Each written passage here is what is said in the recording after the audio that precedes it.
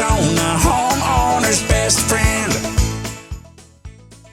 And then back to your lazy gardener next on the list, make the least change for the greatest effect.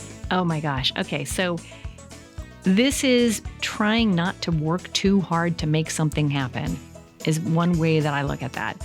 If we have, I had a tree that needed a little bit of sunshade. I had a brand new tree. I put in a citrus tree in the backyard, and it was young and it needed to be protected. So I didn't want to do a whole lot of work and create this big structure. So I put a very temporary structure in. I had some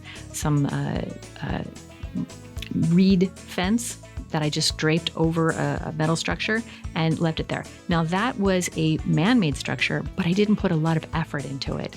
And now my tree is really strong and beautiful, and I don't need to have to put this energy into taking this structure down. That's a minimal answer to that, but there are so many ways where allowing nature to do the work for you means you don't have to fight it. Right, Craig? Yeah.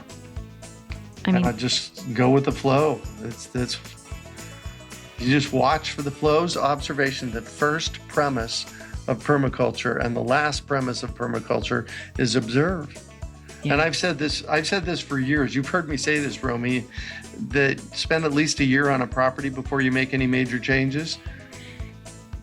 And that was after having lived at the urban farm for 32 years. And then I moved here and it's like, I actually have to honor that. But you learn so much in that space. Yeah. I mean, in one way that I was lazy, I planted some flowers under one of my trees and I just let them grow. And now I have a food forest in my backyard. So I have a lot of trees and those beautiful flowers just spread and spread and spread. And now I have this beautiful green, luscious flower bed underneath my trees because I let it go. Well, and the other thing about that is, because sweet potatoes and cowpeas grow there as well. Yeah. They're shading the soil. So that makes the space back there in the summertime 30 to 50 degrees cooler when you shade the ground like that. Rosie on the house, every Arizona homeowner's best friend.